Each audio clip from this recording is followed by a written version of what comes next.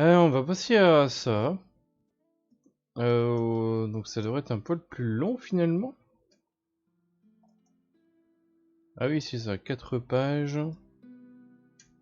Alors c'est de Nadia C, je sais pas qui c'est.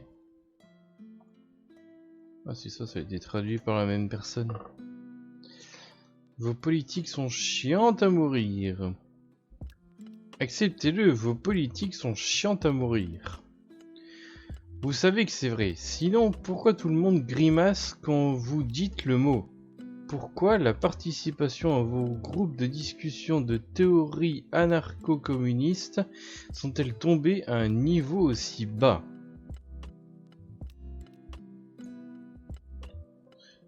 Pourquoi le prolétariat opprimé n'admet-il pas sa situation et ne vous a-t-il pas rejoint dans votre lutte pour la libération mondiale? Rejoindre cette bande de petits bourgeois de merde? Ça donne pas envie. Voilà pourquoi.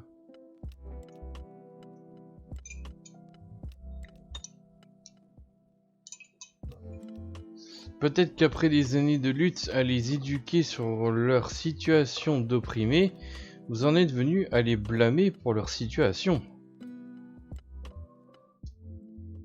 Ce serait pas étonnant, mais ils le disent pas de manière, comment dire, ils le disent pas de manière, directe quoi. C'est plus subtil en fait. Ils veulent forcément être écrasés par le capitalisme, sinon pourquoi ne montrent-ils pas plus d'intérêt à votre cause? Pourquoi ne vous ont-ils pas rejoint dans vos protestations, vos actions et dans vos lectures? Pourquoi ne se sont-ils pas assis pour apprendre la terminologie nécessaire pour une véritable compréhension de la complexité des théories économiques marxistes? Parce que déjà on sait pas que ça existe et qu'ensuite on n'a pas que ça à foutre. La vérité est que vos politiques sont chiantes à mourir pour eux car elles sont impertinentes. Car elles sont What?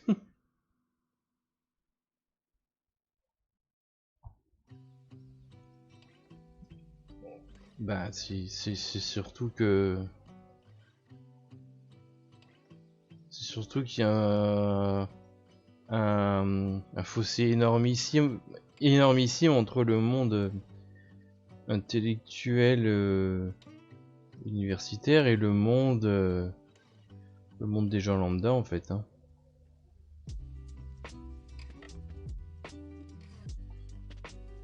Ils savent que vos méthodes dépassées de militer.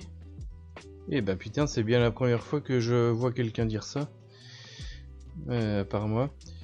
Comme vos manifestations, vos pancartes et vos rassemblements sont maintenant inefficaces pour engendrer un véritable changement car elles sont devenues une cause si prévisible du statu quo.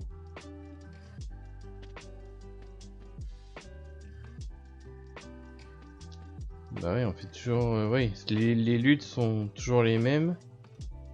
Elles sont maîtrisées comme c'est pas permis par le pouvoir. Enfin, typiquement, pour prendre un exemple concret et parler plus clairement, les manifestations sont contrôlées et défoncées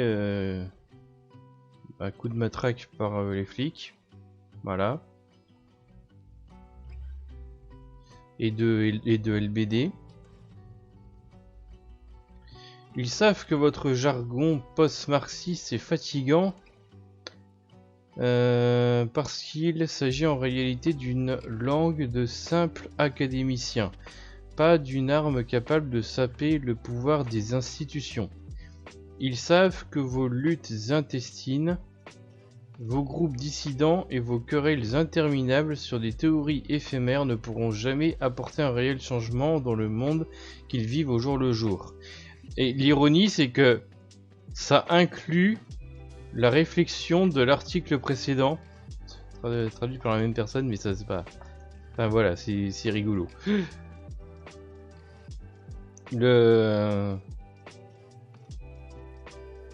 Voilà, les gens normaux, entre guillemets, s'en battent la race de cette histoire plutôt libertaire, plutôt autoritaire.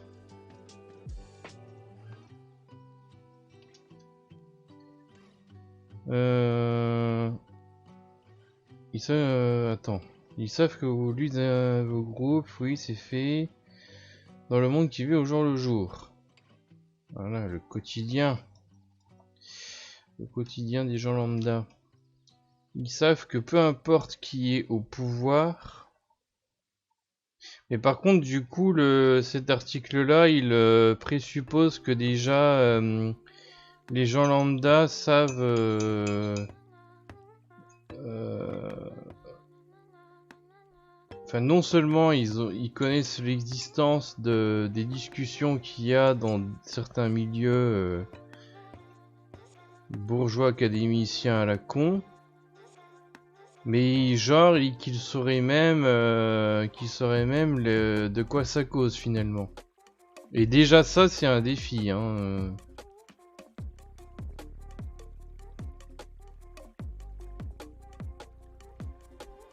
Mais après, pour la personne qui se casse la gueule dessus, qui a qui a la curiosité quand même d'aller jeter un œil, et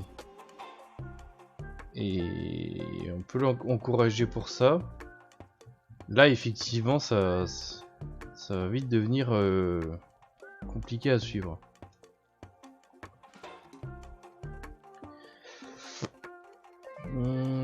Un changement dans le monde qui vit au jour le jour. Non mais ça j'ai déjà lu. Ils savent que peu importe qui est au pouvoir, quelles sont les lois en vigueur, quelle que soit l'idéologie dominante chez les intellectuels, militants.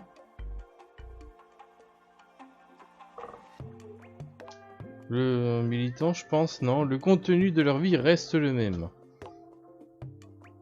Effectivement. Voilà, alors. Là, il parle... Attends, on va quand même revenir un tout petit peu en arrière. 2 secondes. Blablabla. Peu importe qui est au pouvoir. Parce que quand il parle du pouvoir... Le pouvoir là en vigueur. Donc là, du coup, il parle bien du président, du gouvernement, tout le merdier. Là, il parle pas des universitaires dans leur coin. Et le contenu de leur vie reste leur même. C'est probablement moins vrai pour des personnes particulièrement, les groupes particulièrement dominés, où là peut-être qu'ils ressentent que certaines choses sont de pire en pire. Hein. Il y a des choses qui doivent s'empirer pour certains. Hein. Mais pour une personne une personne lambda qui blanche, qui a pas trop d'inverse de privilèges, qui droite pas spécialement pensée machin, là qui est plus ou moins installé dans la vie, avec une situation qui on va entre guillemets tient la route. C'est surtout là où il n'y a pas vraiment de changement de vie, oui.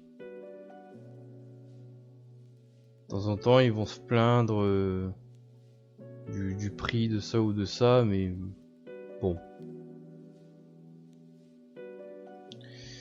Ils savent, nous savons, que notre ennui est la preuve que ces politiques ne sont pas la clé d'une réelle transformation de leur vie. Voilà, là d'ailleurs le texte il est pas très précis, c'est que quand il parle en gros des gens lambda, enfin et des fois je le fais aussi hein, en même temps. Hein. Il y a, évidemment dans la pratique c'est un peu plus subtil que ça va dépendre des gens. Il y en a qui s'en sortent, il y en a qui s'en sortent moins. Il y a voilà. Ils savent, nous savons que notre ennui est la preuve que ces politiques ne sont pas la clé d'une réelle transformation de leur vie. C'est pour eux si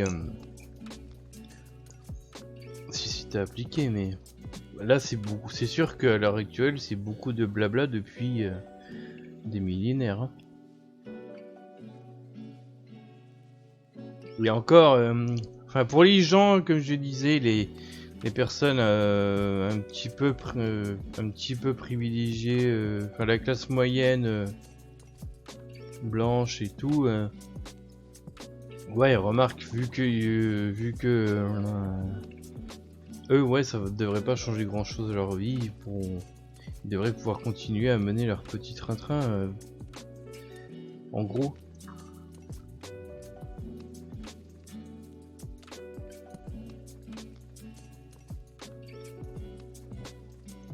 À quelques petites différences près, bon, si jamais il y a des changements sur la façon de consommer de manière très large, je pense nourriture ou peut-être des moyens de transport, mais bon, ça c'est faudra y venir un jour de toute façon. Mais bon, oui, pour on va dire la classe moyenne blanche, bon, ça, c'est pas eux qui vont voir le plus gros changement. Eux, ça va déjà relativement bien pour eux, donc.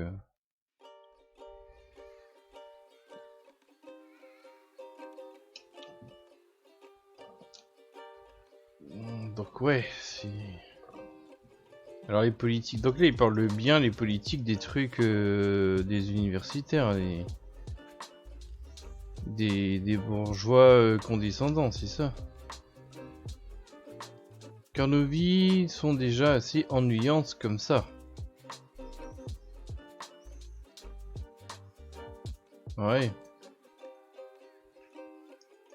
Et encore, ce qui est bizarre, c'est que ils le perçoivent pas forcément comme ça en vrai. Hein.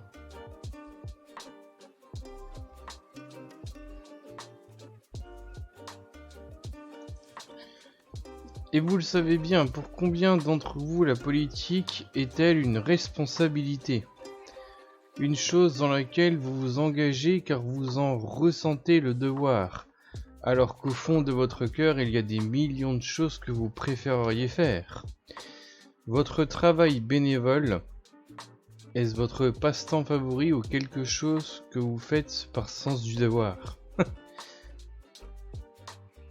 Pourquoi pensez-vous qu'il est si dur de motiver les autres à s'engager comme vous?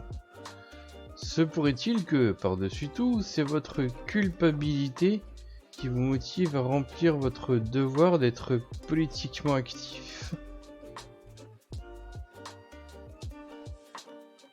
Par prise de conscience politique, ce serait ça le coup de la culpabilité?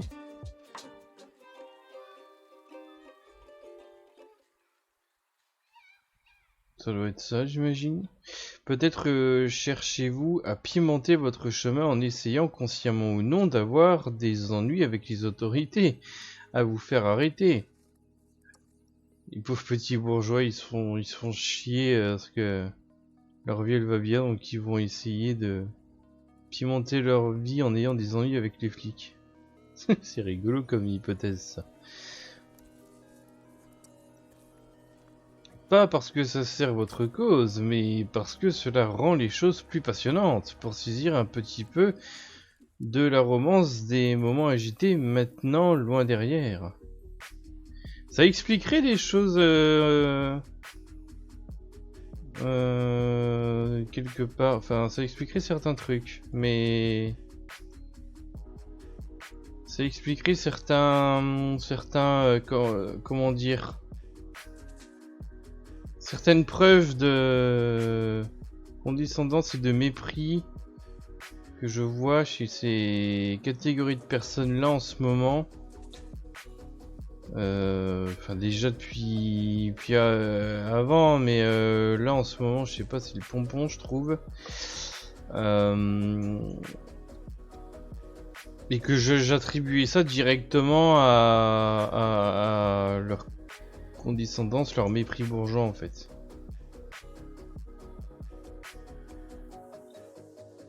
Ce serait rigolo que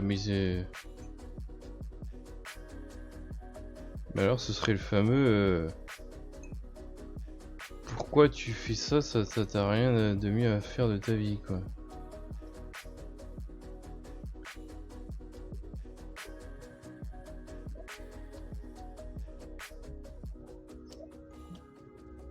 Ah, ça donne envie d'en disséquer certains. Disséquer intellectuellement. C'est rigolo. N'avez-vous jamais ressenti que vous participiez à un rituel, une tradition ancestrale de protestation marginale qui ne sert en réalité qu'à consolider la position dominante du pouvoir en place? Ah, j'aurais pas pensé à qui sert au pouvoir en place. Mais là, la personne pense un peu à autre chose sûrement. Parce qu'il doit... Il y a certains trucs à mon avis, ça existe pour que eux puissent se satisfaire. Pas, enfin leur ego, j'en sais rien, mais le fait que je crois que le texte tout à l'heure, il parlait de devoir. Ben là. Le devoir d'être politiquement actif. Genre, ils se sentent remplis comme ça d'un devoir, enfin d'un devoir, et qui, comme s'ils le montrent, et ben ils montrent qu'ils sont des bons militants, des bons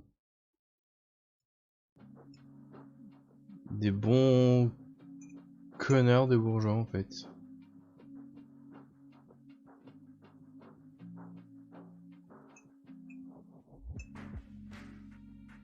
Qui passent leur temps sur les trucs pas forcément prioritaires, bien que pas forcément sans importance, mais avec un peu de bizarrerie en même temps.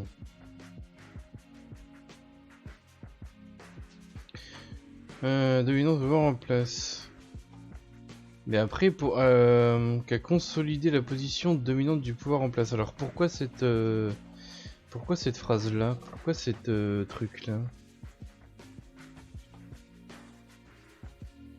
Ben, peut-être parce que justement ça c'est leur petit délire de ce qu'ils font pour remplir leurs devoirs, ben ce serait pas très efficace, pas très pertinent. Et enfin, ce qui n'est pas faux d'ailleurs. Et ouais, ça emmerde tout le monde, ils s'en emmerdent personne en même temps finalement.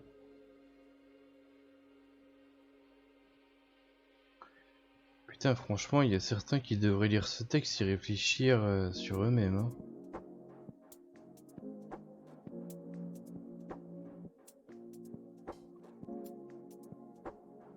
Genre une bonne partie de la gauche en fait. N'avez-vous jamais secrètement rêvé de vous évader de cette stagnation et de l'ennui de vos responsabilités politiques?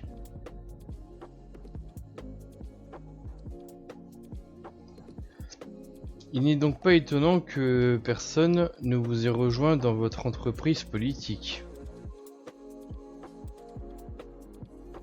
Personne, et en même temps suffisamment pour que ça fasse du bruit, mais alors un bruit qui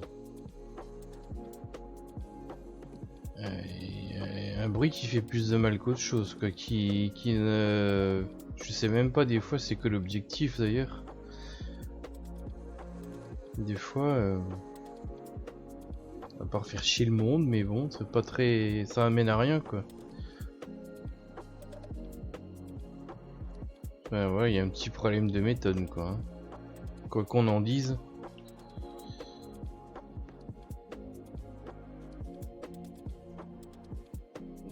Après on leur dit ça, eux ils vont faire du ouin, hein. C'est ça le pire, hein. Ils ont... Peut-être vous dites-vous que c'est un travail ingrat et dur, mais que quelqu'un doit le faire. Et la réponse est bah non. Du ouin-ouin de bourgeois privilégiés.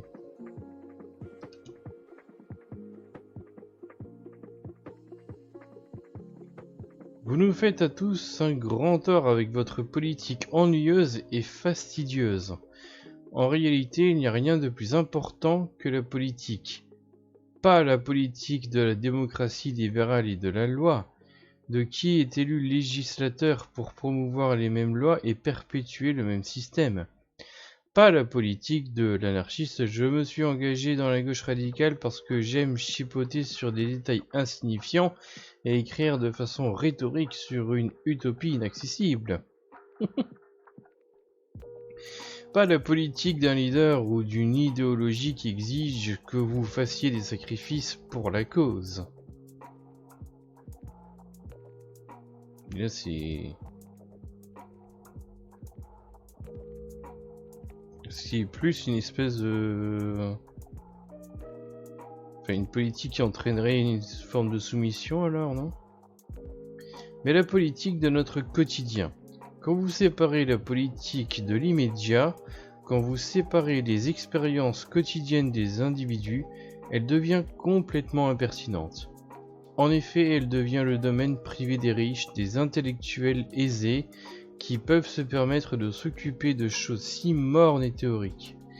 Quand vous vous impliquez dans la politique par un sens du devoir et que vous faites de l'action politique une responsabilité ennuyeuse plutôt qu'un jeu intéressant qui est digne d'intérêt en soi, vous effrayez les gens dont la vie est déjà bien trop terne pour plus d'ennuis.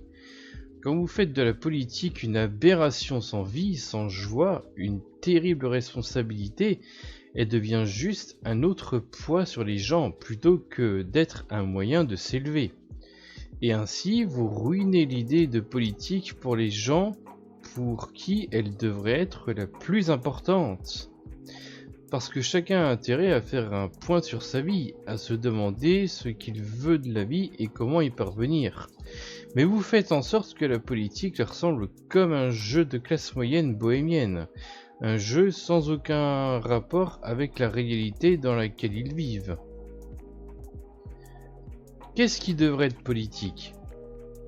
Que ce soit ce que nous aimons faire pour nous nourrir et nous loger.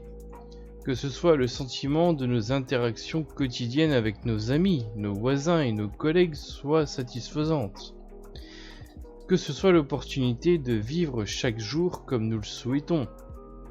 Et la politique entre guillemets ne devrait pas seulement consister à discuter de ces choses, mais à agir directement pour améliorer nos vies dans un présent imminent. Ouais, mais ça alors eux ils vont rétorquer que certaines choses à la con qu'ils font c'est agir, hein.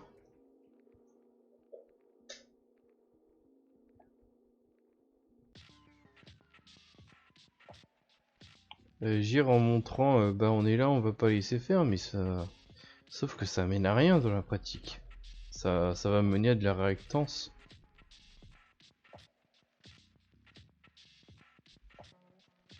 Parce qu'ils font ça d'une certaine manière en mode ouin quoi. Agir d'une manière qui d'elle-même serait amusante, passionnante et joyeuse. Enfin, en mode ouin et puis parfois en utilisant des méthodes qui sont... Comment dire, elles sont... C'est quoi, je chercherai un mot là. Voilà, qui sont dignes de l'extrême droite des fois. Agir d'une manière qui, d'elle-même, serait amusante, passionnante et joyeuse. Car un militantisme ennuyeux, fatigant et oppressant ne peut perpétuer que de l'ennui, de la fatigue et de l'oppression dans nos vies. Ne gaspillons pas notre temps à débattre sur des problèmes impertinents quand on doit aller travailler le lendemain. N'organisons plus de protestations rituelles prévisibles que les autorités ne savent que trop bien gérer. Beaucoup trop bien, oui. Plus de protestations rituelles chiantes qui ne ressembleront pas à une façon passionnante de passer un samedi après-midi aux yeux de potentiels volontaires. Car clairement, virgule, ça aurait fallu, ça ne nous amènera à rien. Plus jamais on devra se sacrifier pour la cause. Pour nous, la joie dans nos vies et celle de nos semblables doit être notre cause.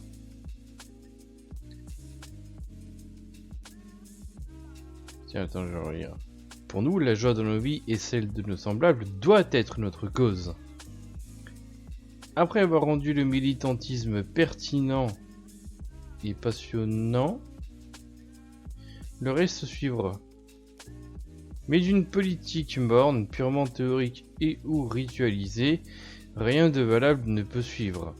Cela ne veut pas dire que nous devons nous désintéresser du bien-être des humains, des animaux ou des écosystèmes qui ne sont pas directement liés à notre existence quotidienne. Cependant, le fondement de notre militantisme doit être concret et immédiat. Il doit être évident pour que tout le monde comprenne pourquoi l'effort vaut le coup. Ça doit être amusant en soi. Comment peut-on faire des choses positives aux autres si nous-mêmes, nous ne profitons pas de nos vies? Pour rendre cela concret un instant, une après-midi à collecter de la nourriture auprès des entreprises qui l'auraient jetée et à la servir aux personnes affamées et fatiguées de travailler pour payer leur nourriture. C'est une bonne action politique, mais seulement si vous y prenez plaisir. Si vous le faites avec des amis, si vous rencontrez des nouveaux potes quand vous le faites, si vous tombez amoureux ou amoureuse, si vous partagez des anecdotes ou si vous vous sentez tout simplement fier d'avoir aidé une dame en allégeant ses dépenses, c'est une bonne action politique. Et puis c'est très concret pour une fois. Très concret qu'il y a une action immédiate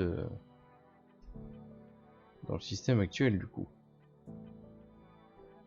Même si c'est à petite échelle, mais ça, voilà, on peut pas tout avoir quoi.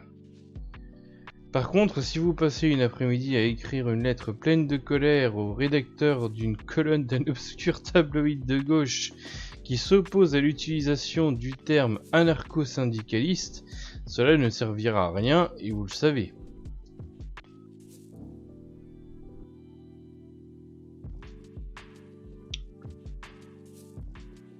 Eh ben... Oui, finalement c'est... Comme quoi je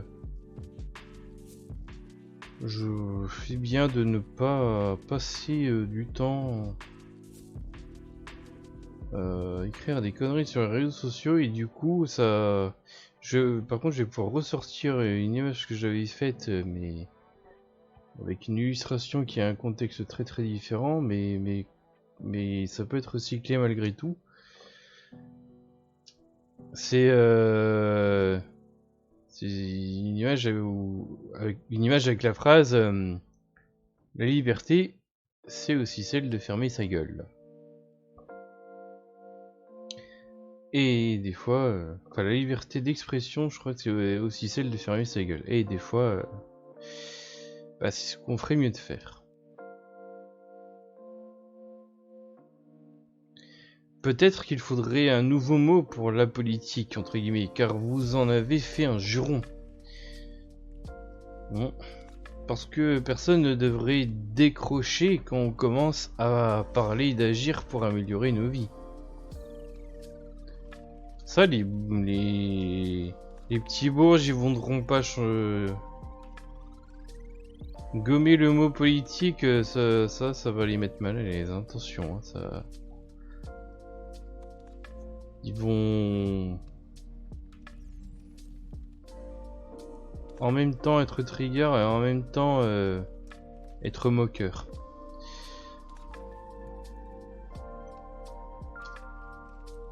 C'est vrai que, attention, c'est vrai que le mot ne devrait pas être sale. Le mot ne devrait pas être un juron, effectivement. Mais bon, à un moment donné, faut peut-être être plus malin aussi. Hein, faudra peut-être y aller à la ruse. C'est comme ça, hein.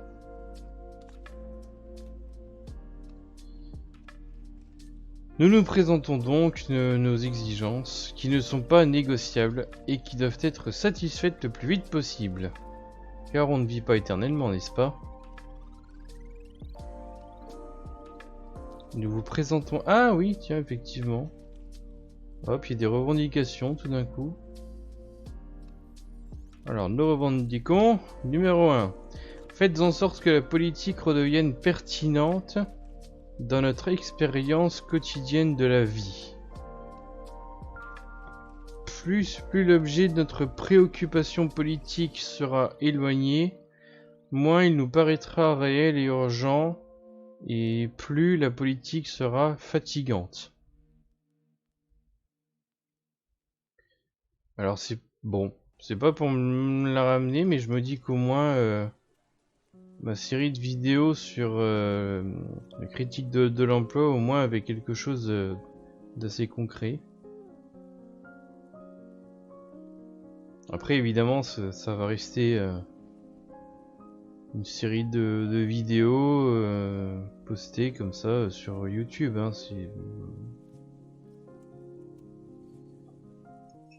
Est-ce que ça va changer concrètement quelque chose à quelqu'un qui le verra, à moins d'une grosse illumination Bon, je peux pas non plus avoir cette prétention. Enfin, disons que j'en sais foutre rien, moi je veux pas le savoir. J'aimerais bien, quelque part, Mais bon. Numéro 2. Toute action politique doit être joyeuse et passionnante en soi. Tu ne peux pas échapper à la morosité avec encore plus de morosité.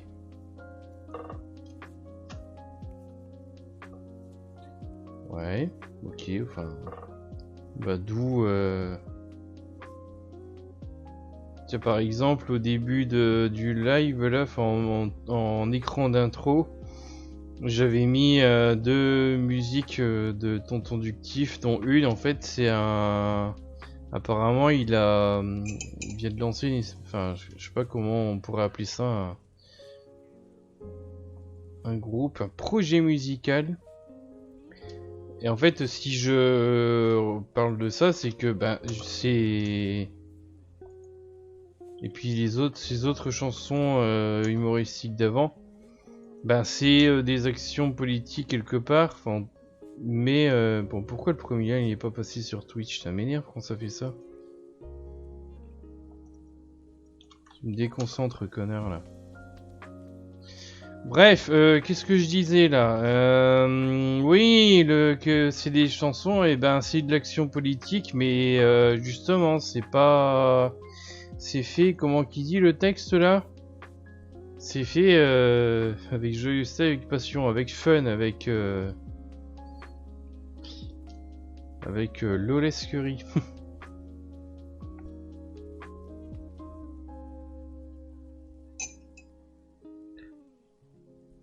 Ensuite, numéro 3. Pour accomplir ces 2 premières étapes, il faut créer une toute nouvelle approche de la politique et de nouvelles méthodes. Les anciennes sont démodées, obsolètes. Je croyais que j'étais le seul à le dire, ça, putain. Peut-être qu'elles n'ont jamais été bonnes, et c'est pourquoi notre monde est dans cet état.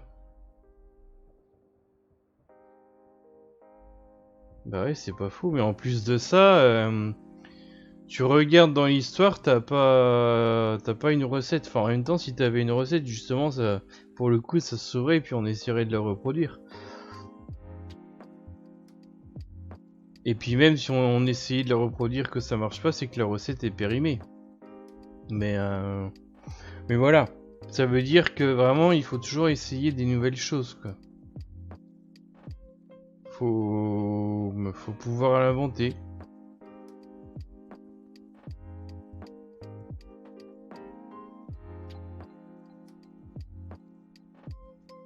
Mais je comprends pas pourquoi Ce point 3, je le vois pas beaucoup plus souvent dans toutes les vidéos, tweets ou ce que vous voulez de la gauchosphère, et c'est pas normal en fait.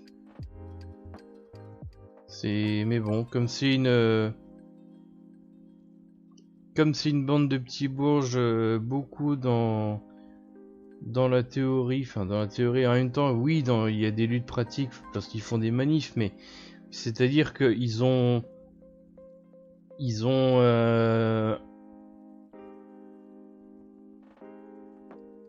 ironiquement, ils perpétuent, je sais plus le mot, je m'en bats les couilles de la conjugaison, tant pis. Ils perpétuent la tradition en fait, une tradition de lutte.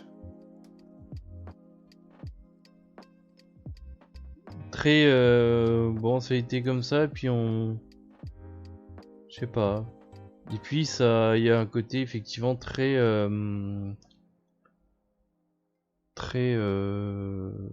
savoir plus théorique qu'autre chose quoi.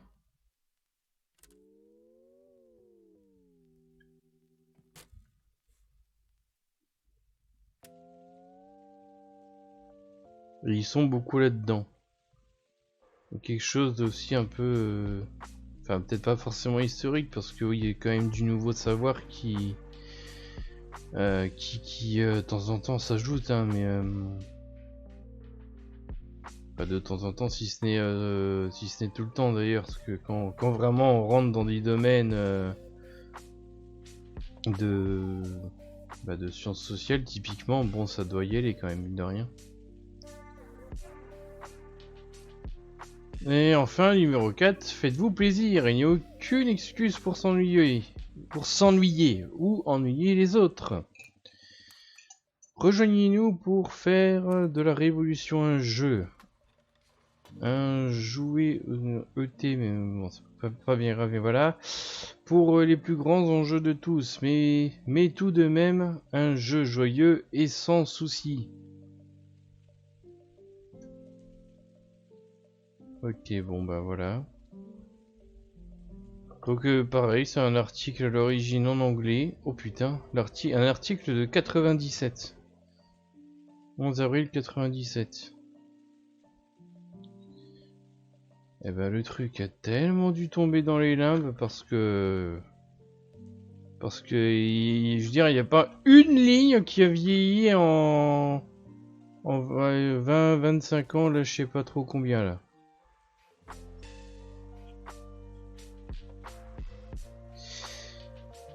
Et quand même c'est triste. Et en plus de ça, même ça a dû s'empirer maintenant que j'y pense. 97, quand par exemple, là, à un moment il prend l'exemple de tarbaïser un tabloïd de gauche là, avec le terme anarcho-syndicalisme, et aujourd'hui, mais ça doit être puissance 1000 avec les différents sujets qui sont effectivement importants, attention hein. Mais enfin les sujets, les thèmes, je parle des grands thèmes en soi. Mais ouais, les trucs comme ça a dû se multiplier, encore plus avec les réseaux sociaux.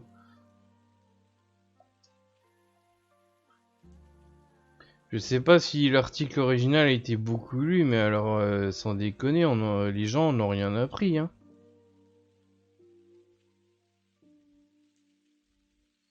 Bah, c'est pas étonnant qu'il ait été traduit, hein.